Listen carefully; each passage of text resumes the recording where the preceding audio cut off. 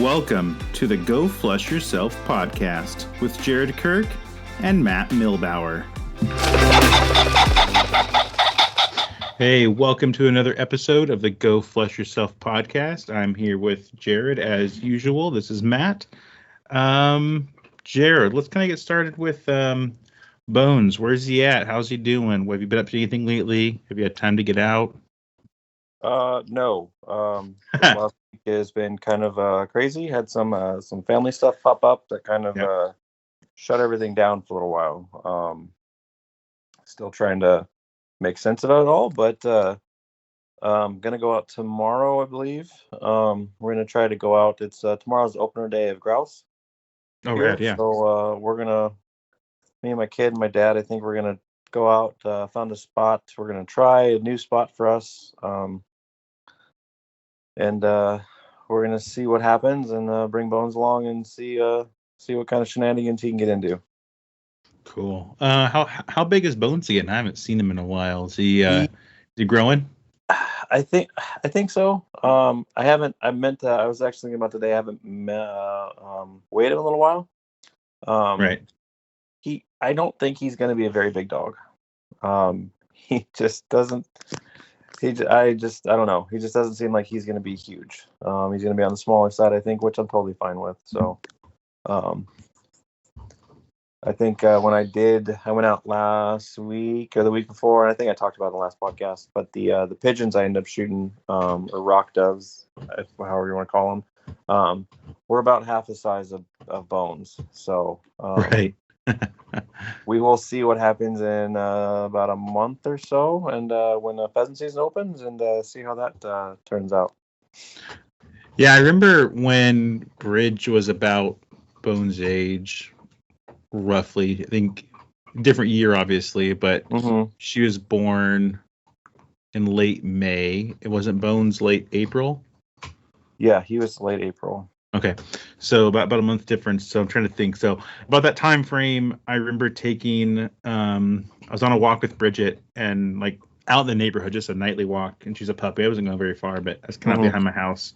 And a guy stopped me. Said, "What kind of dog is that?" I said, "Oh, it's an English Springer Spaniel." He's like, "Oh, I have those. It looks fieldbred. Is it fieldbred?" I go, "Yeah."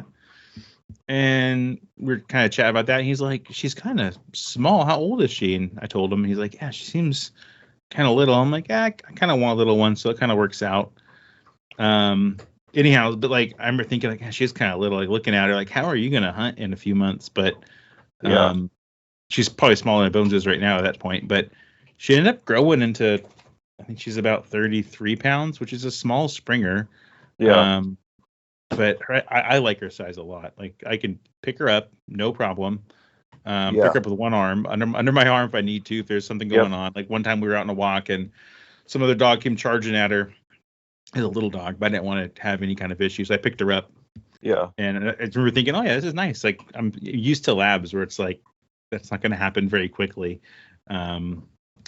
But no, I think it works out all right. I think you'll be happy if Bones isn't that big. But I think you're also going to see him grow a little bit. I bet he ends up being bigger than Bridget. Maybe just being a male. They're closely related. Yeah. Like Bones is like Bridget's half niece or half nephew or something like that. Yeah, they're related, but it's probably it's convoluted, I think. Yeah, I mean, yeah. But I'm just trying to say, like, if they're in kind of they're from similar lines, and him being a male, I bet he gets maybe a little bigger than her. So I bet he's about 35 or 6 pounds, if I were to guess, maybe 37. Which I don't know. I think that's a nice size bird dog for upland. Like they're kind of mobile, you know. Like yeah. But I think it should work out. We're still waiting. I'm gonna see if I can weigh him maybe today or tomorrow, and then see what we got going on. But yeah, I'm curious where he's at. Yeah, cool. Well, my season started September 1. I went out. We did a podcast on my way out to go dove hunting. I think that was 2 podcasts ago. And I went out definitely at a new spot. Dove. Some of the spots that have been good ended up getting like got seriously overrun with hunters. Like last year I went out September 1 to kind of the spot I've been going to for I don't know, maybe 10 years, right? And yeah, I could not. It's a long, big. Like there's a lot of room there, right? If you might not find the ideal place you want to go if you don't get there too early, but if you're gonna find a spot, I couldn't find a spot last year, so I thought, well, I'm done with that place for a little bit. That needs to die down, and so I went to a new spot. For better or worse, I was the only dove hunter there. I was only a hunter on the whole land. It's a giant chunk of private land that's open to public hunting, like a block management type situation. Yeah. And I saw some doves like on the power lines, like in the properties, kind of driving and looking for a spot to set up some decoys. Yeah. And I finally found a spot, but it was like 99 degrees, and I was sitting there in the sun. There was no shade. Like there's not really any place to sit in the shade. There was, but it was like over a pond. I can't see the pond. So like I was there sweating. I brought my new CZ12 gauge with me. Have not shot it yet. That's how I broke in my CZ20 gauge last year or year before, whenever that was, and broke it in on a dove on September 2nd that year, and brought the 12 gauge. I shot one dove at a distance where I was like, this is really just me shooting my gun, like taking the first shot off. I'm not going to hit it. Obviously didn't hit it. And then after a while, I didn't even make it up until closing hour. It was like I was just sitting there sweating. Yeah. Like, this is dumb. I'm gonna go home or see if there's maybe a spot I could find the way home. And there was. I kind of knew there wasn't really a spot. And so that was my dove opener. Very uneventful. Maybe the worst dove opener in a long time, if ever. Yeah. But I can't think of one I've ever missed. But might have been better missing this one, but whatever. I kind of checked out a new spot, and there might be some good spots there for some other kind of hunting in the future. So that's a good thing. So I did that, and then I was going to go on a youth hunt today with my nephew, my wife's brother's kid, but he got sick, so he couldn't go. He's bummed out, but I told him we need to find some time in the season to go out. He really wants to try pheasant hunting, so we'll do that. Oh yeah. In the future, but my brother and his son are going out tomorrow on youth hunt. So it was today and tomorrow for youth hunt in Washington State for birds and for upland birds. So we're going to go out tomorrow, and he went out today and got a rooster over my brother's labs. So tomorrow we're going to take out his younger lab and Bridget and let them hunt out in front of my nephew and see how that goes. So that's kind of my current hunting plans, but nothing with me shooting a gun anytime soon. But hopefully tomorrow you can find a grouse or more than one and see what happens. Yeah, I'm hoping. Like I said, it's a new spot. We're gonna check it out. There's I think it might be good for quail, and I believe there's some chukars up there too. So this is gonna be kind of a scouting trip. That's kind of what I use basically all September for. Is just checking out new areas. Same. Until quail opens in early October, and then after that, that's when the ball starts getting rolling, and we can start doing other stuff. So, I'm chomping at the bit. Like I know once quail opens early October, I'll be satiated on my hunting, but like right now, I'm like on my work calendar, like planning out, okay, on this day, I'm going to go here. Mm-hmm. I know I'm probably not going to follow this, but I'm just trying to think, like, what would make sense? Yeah. Like, where should I go in quail opener? Where should I go on the second day of quail? Where should I, that kind of thing. So you're going to have to tell me off air where you're headed tomorrow. I'm kind of curious, trying to figure out based on what you said, but I don't know. You have to tell me off air where that's at. I'm curious now.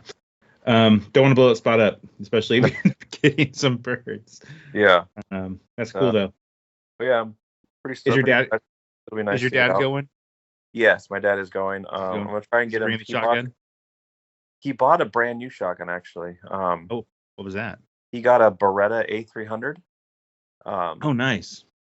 Yeah, I shot it. We took it out, shot it. I think a couple weeks ago. It's a pretty nice shotgun. Hadn't really messed with semi-autos too much, other than the really old one I have now. Right. But it's pretty light. It's it's pretty nice. Did he go black or did he go camo? He went camo. Apparently, Sportsman's Cabela's or Sportsman's, I think, was having a sale, and I think he got it for like $650, $700, something like that.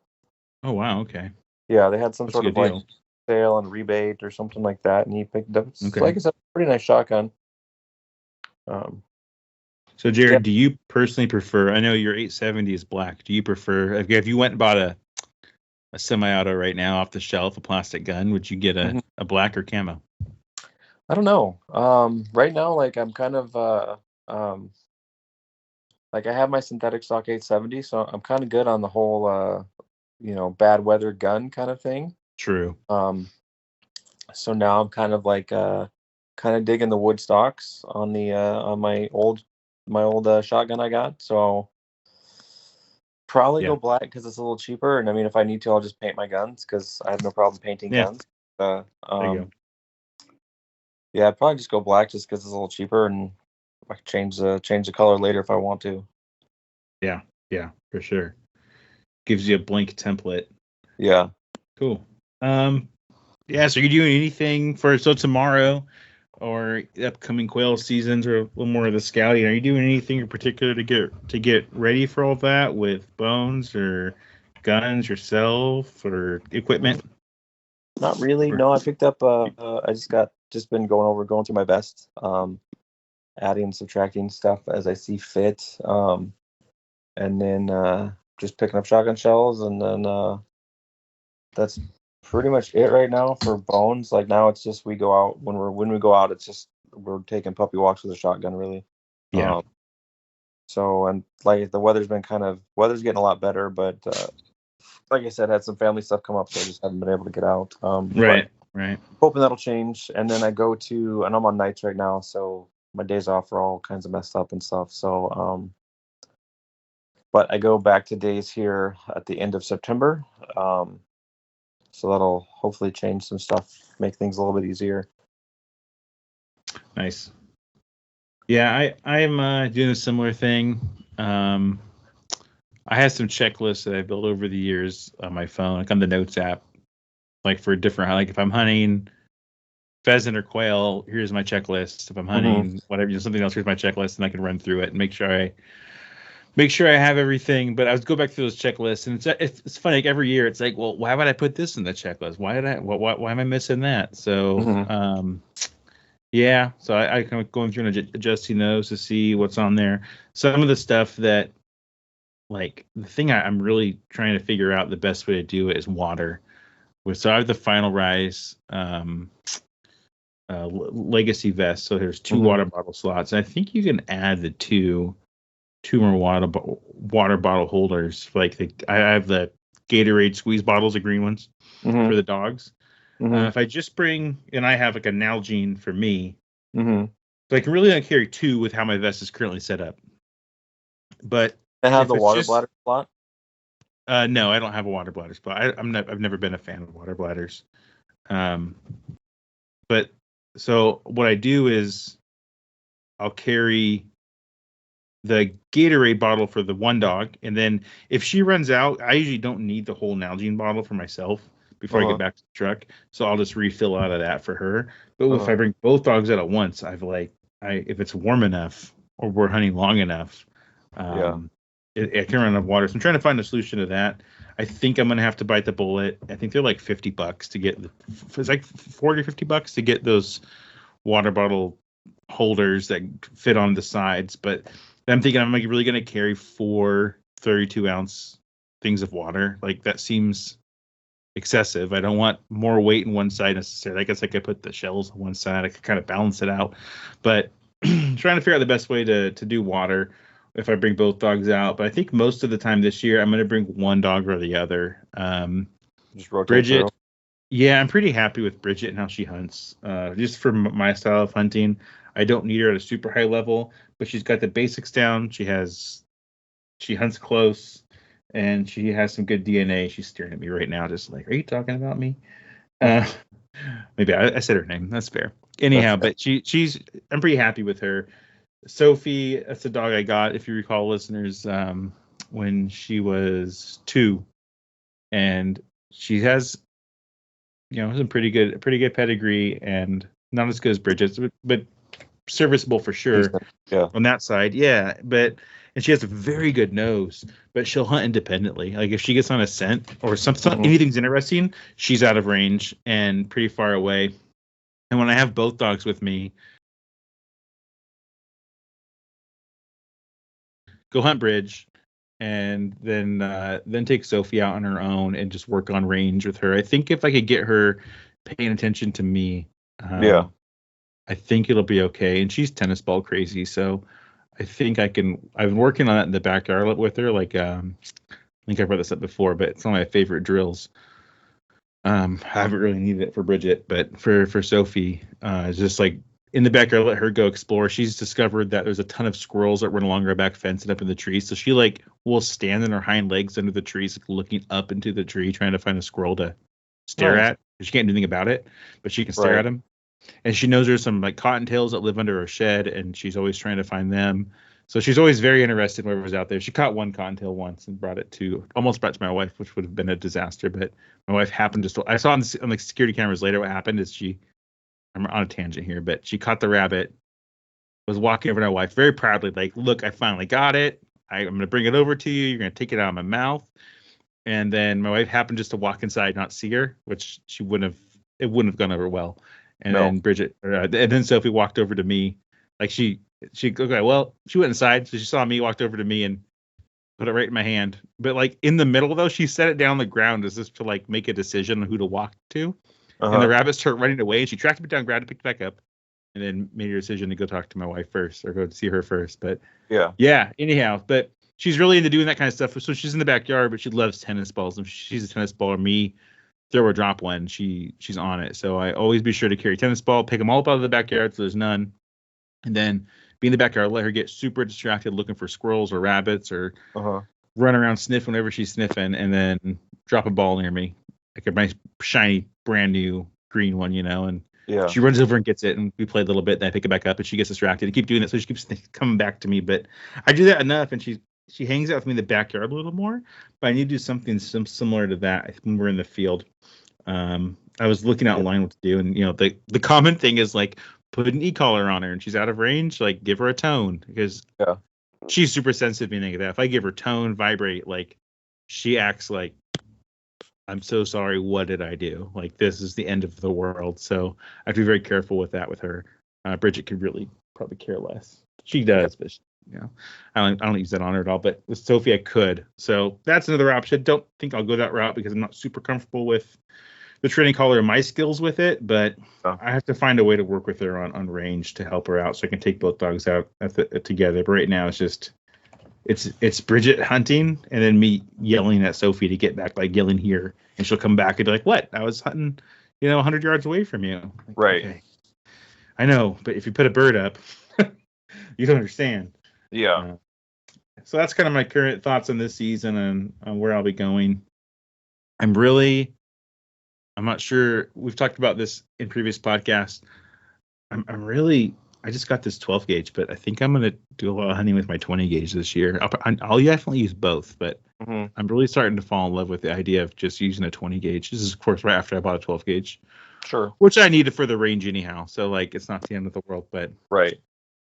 I've been looking at 28s. I know we talked about that a little bit too, but I've never shot a 28, but I definitely need to go shoot one to see because the more I read and watch videos on it, I'm not sure if it's just the writers and the folks on YouTube making it sound better than it is, but it looks pretty awesome. So that's another thing I'm thinking about this year. I'm not sure where you're at on that, or probably shooting the trusty 870. Well, you're mixing in the new semi-auto or the new old semi-auto too, but Yeah. No, I'm still looking at the. I was actually going to take because I have a 20 gauge 870 as well. I forgot about that. Yeah. I have Isn't a it lot short stocked? No, I got a full size one. I Okay. do have a youth model that I set up for my kid, but that has a short stock. But now he's taller than I am, so it doesn't really work for anymore. But I did buy a full size 20 gauge 2 years ago, and I was planning on taking that tomorrow. But my oldest said he wanted to take the 20 gauge, so Of course. Yeah. I was like, okay. So I think I'm gonna take the 48 out. But I'm always looking for new shotguns. Yeah.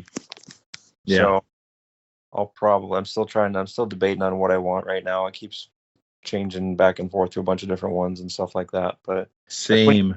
a 20 gauge is something I'll probably end up getting eventually, just because I like the sub gauges. They're kind of fun to mess around with. I think they're more like obviously like niche guns or niche, depending on how you want to say it. Yeah. Than an all around gun. But I mean, there's a couple things like they'd be pretty good, especially around here. Early season quail, a little 28 gauge, especially shooting like, bismuth sevens or something like that, because most places we hunt are all non-toxic. Yeah. A nice like 3/4 ounce, not like sevens or sixes, especially with like I said, the quail we have around here, stuff like that. You generally, especially early season, your stuff's pretty short range. You're talking maybe 25-ish yards. Tops, yeah. Yep. So 28 gauge would be just about perfect for that. And it's just, I think once you start getting into like the other seasons, once like pheasant opens and, there's a lot of places where it's like you could shoot literally anything. Quail, like chuckers, huns, pheasants, ducks, all sorts of different stuff. That's where I think like you kind of have to just kind of choose your shots maybe a little more. If you're Probably. like a 28 or something like that. 20 gauge would probably be just as, 20 gauge is just fine, actually, honestly. I feel like, is this how I perceive it, is I would start the season off. I don't have a 28. I have a 20 and a 12. But if I had a 28, I would start my season with 28 on doves maybe and quail. And I'd progress to the 20 for early season pheasant, rest of quail season and chucker and whatnot. And then later in the season, as the shots get fewer and far between, as there's less birds and they get harder to find, I think I'd pick up the 12 and be like, I want all the chances I have if we get a bird up, because it gets harder as the year goes on. But that's kind of where my brain goes to that. But I'm with you. I'm very curious. I think the move might be like if you pick like a platform, like let's just say the silver pigeon, get like a 28 and a 12 or 28 and a 20 in that. So you have one of each. The platform's gonna be a little smaller, but it might feel the same, closer to the same. So you could take both of them out and interchange them a little more without having to reacquaint yourself. But I really don't mind going between different shotguns. Like I go from my semi-auto to my over-unders all season long. So like it's. I know some people really, and it's totally fine, understandable. Like probably makes more sense to stick with the same gun, because it's you're eliminating a variable of the gun changing in your shot. Yeah. But like, what's life if you're not shooting a bunch of different guns? It's I think there's like an argument for both. Like I said, I shoot a lot of like all 8.7, basically 870s, and then the 48, which is basically an 870 that's a semi-auto. Yeah. I mean, it's obviously some difference. It's not an 1100 or an 1187 or something like that, but most Remingtons, from I believe the 48 on, are all basically the same size receiver, more or less. There's some caveats to that and stuff like that, but they're all safeties in the same spot. Stock dimensions are basically the same. One you pump, one you don't, which has bit me a couple times, but I I always forget to pump a pump when I have it, because I'm so not used to it. Yeah. I've tried to pump my semi-auto a couple times. It doesn't work very well. But yeah, I think like as long as your setup's relatively the same, it makes it kind of nice. I guess when you start getting to custom fit shotguns and stuff like that, it can get a little harder. But then the nice thing for me, at least, is I'm the prototypical male, like 5'11", 175 pounds. Like I think I'm average. I think I'm about as average as average is at this point. So a lot of shotguns fit me. So it makes it kind of easy for me. Yeah. I find most off-the-shelf shotguns I don't have a problem with either. It's just, I know that everyone's a little different in that. And if you're taller, shorter arm, longer arm, all those kinds of things, longer neck, shorter neck, it's going to change it. But I feel like any shotgun I pick up feels pretty good, where I'm not really bothered by it. Yeah. Yeah. So, I'm ready for the season to start. Tell you what, like I know it has started, but like I want to get out. And it started with my gun. I want to get out. Like once quail opens up, I'm good. Like okay, we're good. I can roll into this. I think that's when it really opened. Like that's when to me, that's when it really opens. Granted, grouse, yeah, I have to drive farther. For From sure. where we're at. It's usually about an hour and a half to 2 hour drive for grouse, if not further. Yeah. So it's just like, so grouse is more of like a special trip, I guess. But Yeah. then quail and stuff like that. Quail is like, anywhere from like 15 to 30 minutes away. So it's a lot easier, Yep. a lot more accessible. Same with pheasant and Yep. duck to a degree too. So that's, for me, it's like that's when the season really opens up, is when quail opens. Well, that's where everything lines up to. You can bring, like, you need your dog, you need your gun. Like right now, like tomorrow, I'm gonna go on youth hunt. I'm not bringing my gun, right? Like, Right. it's gonna be fun. I'd rather have the dog than the gun. Yeah. To be honest, if my nephew's shooting or something, like that's cool. Like that's awesome in its own right. But Right. like I want to bring, like, once you get to the point where it's just I can go out whenever I want, to all the places I like to go and check out the new places I've marked in Onyx. Yeah. And even if I'm just chasing quail, which it shouldn't say just, because quail's fun. Like, Yes, it valley is. quail are really fun to shoot and chase. And but I don't know. I grew up with pheasant. It's like the big one I was always looking to chase. So that's the big one for me. But no, I'm totally excited for quail to start. Yeah. Yeah. We also have some, without naming names or anything, but we have some interviews coming up, lined up on the podcast. Some I'm pretty excited about. We're getting into some breeds outside of springers, and I know we've talked about some cockers a little bit, but we're getting some other breeds out there, flushing breeds, which I'm excited about, and have some more people kind of interested in coming on talking about some different flushing breeds, stuff that even I'm not really familiar with. Like, I've seen some of these in person, some I haven't, breed wise, and really curious about some of these. But Jared, on that note, like, if you what other kind of flushing breeds are you like, I want to know more about it because you don't know much about it, or you're like, someday I will own that breed? I think that decision's already been made for me. The golden. Yeah, my wife already told me that we're getting a golden retriever. So, which I'm not mad about. Like, I'm cool with that.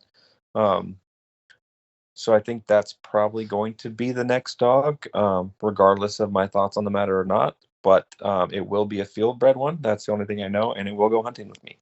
Oh, for sure. So that's about and I'm good with that. So outside of that, there's a couple ones that I always find interesting. Like the Boykins. Yes. Those ones are really cool. I was really looking for a Boykin before I ended up getting Bones. Just Boykins are super hard to find here. And I just couldn't find one that I could reasonably get without going to, like, I think North Carolina. It felt where they're from. I know they're the South Carolina state dog, but like, that's what it is. I feel like that's where all the breeders are, or like Georgia and the Carolinas and that, which makes complete 100% sense. And we're on the opposite side of the country of that. But that was on my list too. Is like, I know it was built as like a duck dog, and historically it's a turkey dog. Yep. But like, and it's smaller, could be in the boat, has characteristics of a retriever in some ways. All of it sounds great. Like, how's it in the uplands? So if there's anyone that has one, hunts in the uplands, I'm sure someone out there does. I'm sure there's more than one of you that does. Like, really curious about that. Like, if anyone has a lot of, I'll just say that's one breed I don't have lined up for an interview with anyone, and I'd love to get someone who has upland Boykin experience on here. So if that's you, reach out to us, because Jared, you're curious. The first one you brought up, that's the first thing on my mind too, is the Boykin Spaniel. There's a couple other ones, like there's like the Bacardi. That's a pointing dog, right? What's that? Isn't that a pointing breed? I think that's a spaniel. Yeah, but there's lots of spaniels that point. They took away the Brittany Spaniel. I know it's just kind of an interesting little dog. They look cool. Like us, it seems kind of like almost setter like. Yeah, like a little setter. Yeah, but it might be a pointer dog, actually, now I think about it. But either, they're kind of cool. But then there's also like the Cumberland. That one's kind of cool. The Clumber Spaniel is one. Yeah, same with me. I think when I get older and maybe slow down, that might be a way to go if I keep flushing dogs is a clumber. My uncle had one. Really? I don't know if he hunted with it. I think he might have had a Brittany, if I remember correctly. Okay. But I do remember him having a clumber. And it was always just kind of a big, kind of goofy dog. But I did like it. But yeah, there's so many dogs out there, different kinds of breeds and stuff like that. Like that, I'd be totally, I don't know, totally cool with like checking out a different breed and stuff like that. I do really like, obviously, my Springer. Yeah. And I'll always try to have a Springer just because I really enjoy them so far. But yeah, like I think most likely my next one's going to be a Golden. Nice. Yeah. No, I get that. I'm curious about the Goldens too. I think, you out there with the liver and white Springer and a Golden, like a Philbred Golden, you need like a side by side. You look like the classic bird hunter, like with those two breeds. I feel like that's like out of a painting, and that's kind of where my brain goes when I think of like classic upland bird hunting is a double barrel side by side gun with like a golden retriever or a Springer Spaniel. Like that's where it's at. Side by side's happening. That's not. I'm getting one. What gauge? We can get back to dogs. What gauge are you doing? 20? See, that's 28. You can go anywhere. A 20 seems kind of always like I like 20 gauges. So I might get one in 20 gauge. But the practicality part of it makes me always kind of want a 12 gauge. But then I already have a 12 gauge. Yeah, but then you already have shells for it. I do, but then at the same time, like getting a little 28 gauge would be kind of cool too. Yeah. And like that would be kind of like a nice jump into side by side. Be a nice 28 gauge. Even a 20 gauge, that'd be kind of cool too. I don't know. I mean, it's tough. I think one of each is probably for the best. There it is. That's the answer. Why are we making decisions about things we're going to buy in the future? We should just buy them all. Yeah, exactly. I think one in each is probably the best. I think that's kind of the best idea, honestly, at this point. So, yeah. Cool. Yeah. So the clumber, and I want to work with the clumber. That's an interesting one. I don't think I'll ever have a golden retriever unless you get one and it super impresses me. My question, eventually, I need to know from like people experienced with golden retrievers, like why not a lab? I know it's like the wife wants the golden. Maybe ask a question for you, like, well, I know why you don't want a lab because I know you, because the golden's a little bit different. True. You a lot of labs, but like, why not a lab instead of a golden? Like, why deal with the extra fur, and I don't know. Like, I've had Goldens in the past, so that's part of it. Okay. And then I've always there's been a couple just Goldens that I've had experience with, like friends' dogs and stuff like that I just really, really liked. And just kind of I don't know, I like the personality, I think. Like, not that labs don't have good personalities, because they can. Sure. But it seems golden retrievers just have like a personality that like I enjoy.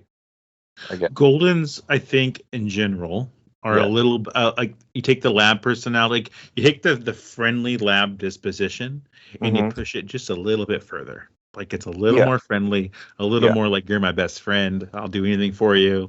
Yes. All that kind of stuff. No, I'm sure. No, they're not this. It's not like Goldens or something, and the labs are a little bit better. That's not what I'm trying to say. But it seems like if it was just pure hunting, maybe my brain just stuck on the fur. Like, having that lab coat, it's like there's not a lot of stickers in it at the end of the day, if any.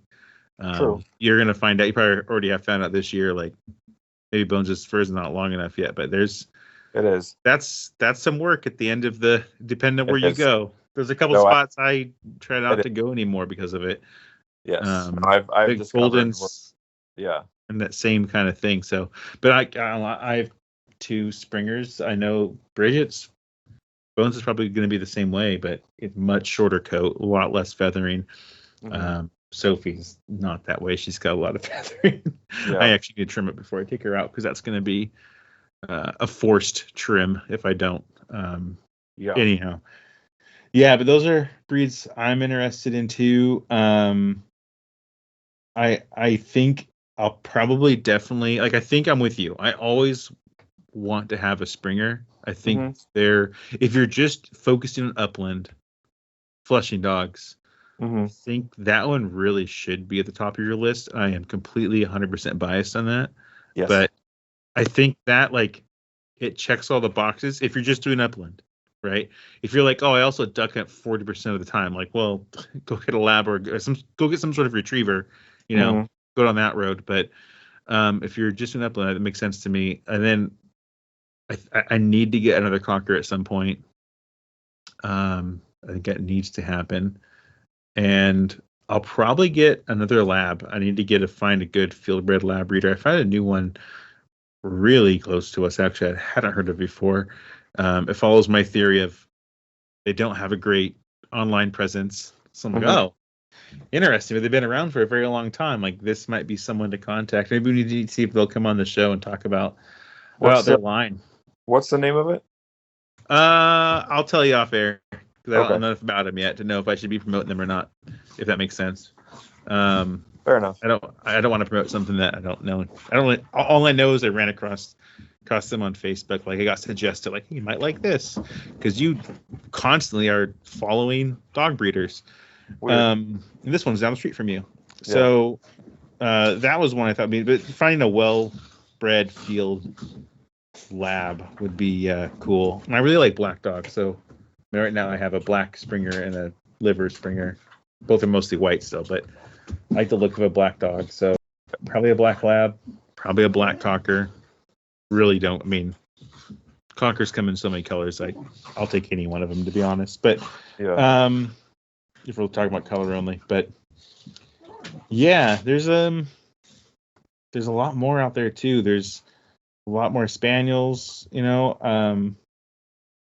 There's the Chessie, there's the duck tolling retriever. There's all these other smaller ones out there but I think I'll be sticking with those if I never go to the pointer side of the dark. I guess are we the dark side or are they the dark side? I think we're the dark side. I think it depends on how you look at it. I think for them, we're the dark side, but I think for us, they're the dark side.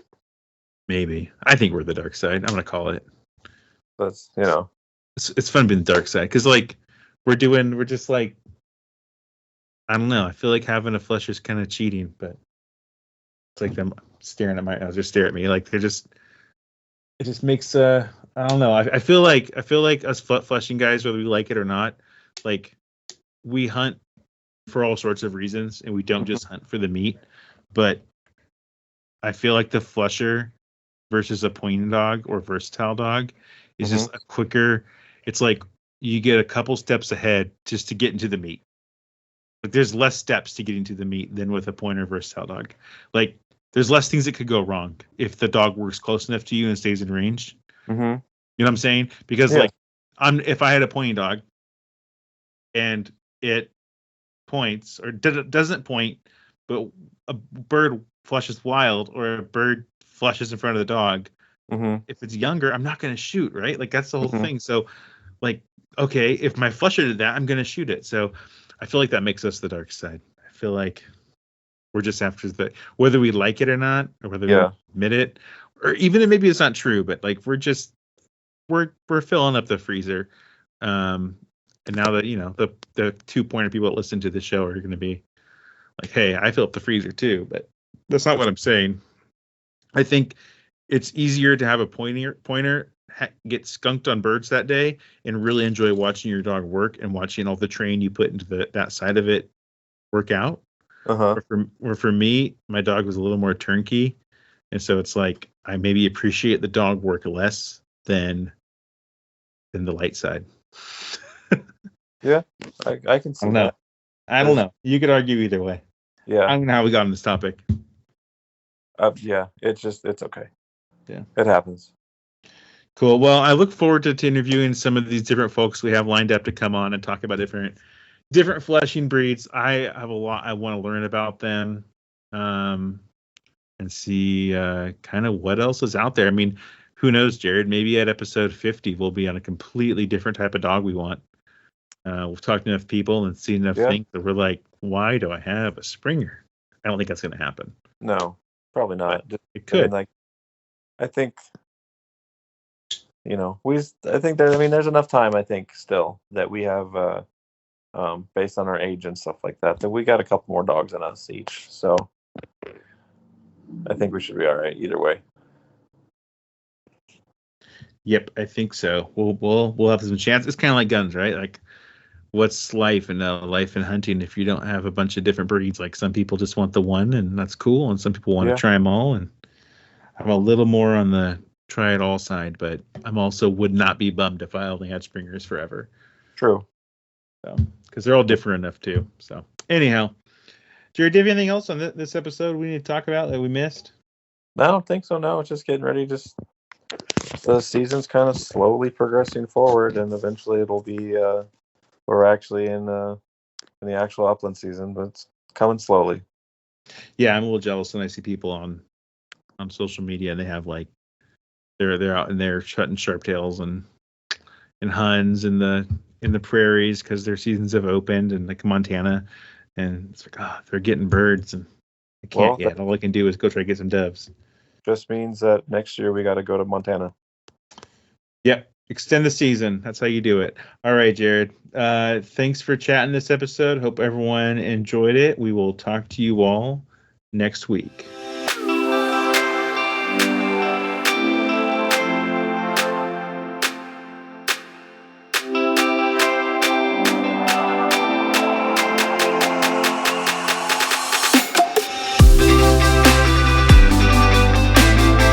Thank you for listening to another episode of the Go Flush Yourself podcast.